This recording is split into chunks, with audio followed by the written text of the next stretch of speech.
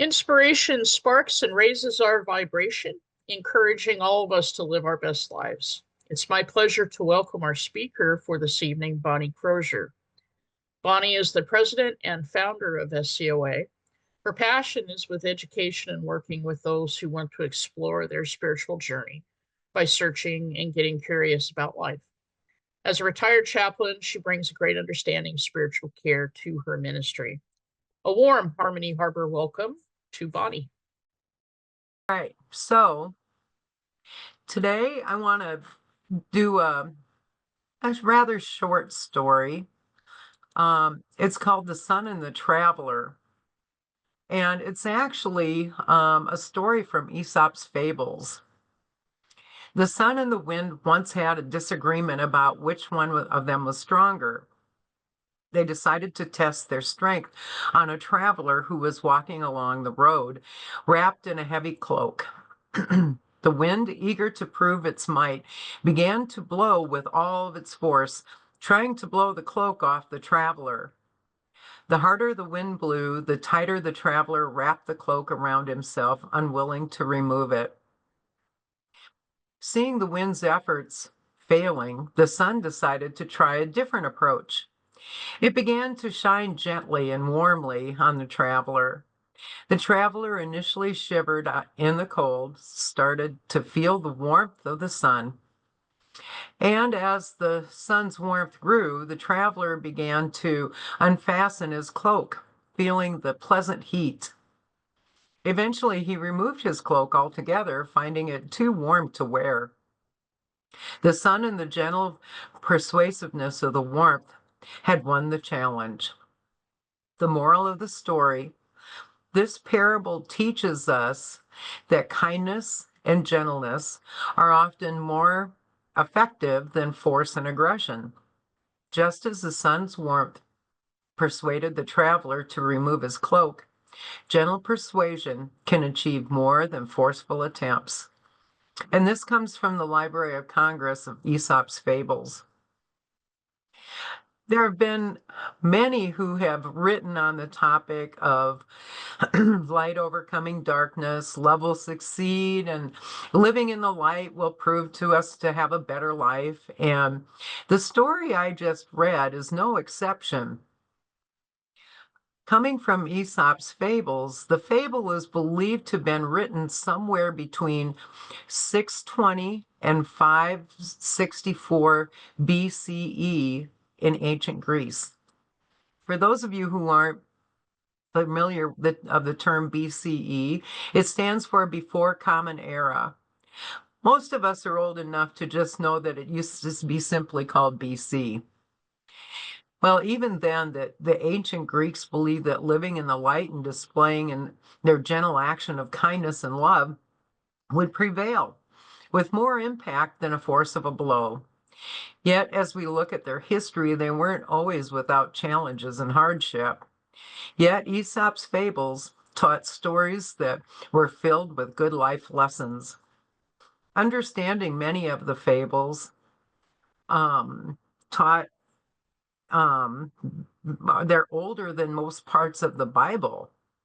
And I wonder if these fables were sort of Aesop's recommendation on good living. Aesop lived at about 600 years before Jesus, and little is known about Aesop except that he was a known storyteller and he was a slave through captivity. Yet he was able to tell these amazing stories that has stood the test of time. These fables were told as an oral tradition and then later written down about 3 centuries before, or 3 centuries after his death. So, why were these fables so important to the Greeks? They served as a form of moral instruction, offering memorable lessons about human behavior. And they also served as a form of political commentary at the time and tools for education. The short stories provided a clear moral values for ethical behavior and values and social norms. Ancient Greece at the time was under strong political rule, and these fables yielded the way for citizens to express their discontent without the fear of a dangerous situation. As you may be able to tell, I have had a curious relationship with Aesop's fables. At one time, I tried to read them all, but I kept finding more and more and more. It's estimated that there's around 725 of these fables, and they're all attributed to Aesop. So now that you've had your history lesson for the day, you might ask, what's the point, right? Well, I remember when I was young, the older generation saying, what is old will become new, just wait. It seems that there's so many things that have come back into style over the last, few years. And I'm amazed at what I've thrown out over the years. And now they're coming back into style. I never thought the big black rimmed glasses would ever come back into style. And I see them on the younger people all the time. So, for what I can tell with this fable, civilizations have been teaching love and light and peace and harmony for longer than the construction of the Old Testament. So, what's happening? Why, after all this time, has society not adhered to everyone having their place of happiness? This is a topic that can be mind blowing. And why is it important for some to live their lives that are so far removed from these morals that they affect the lives of others? As I talk to people, I find how angry and upset many people are. And sometimes not only the obvious topics that seem to be coming up on the news and the internet, it's personal challenges that I wonder would have had more patience and consideration maybe 10, 15, or 20 years ago. The temperament seems to be escalating. And I find so many that don't know if it's what it's like to live in the light, or maybe they've forgotten what it is to live in the light. I wonder if we become stewards of Aesop and reach out to the people who maybe the light is not just plain out of view, and spread our sunshine to them, that they might even be able to get along a lot better during these trying times. And well, is it possible to create your own sunshine?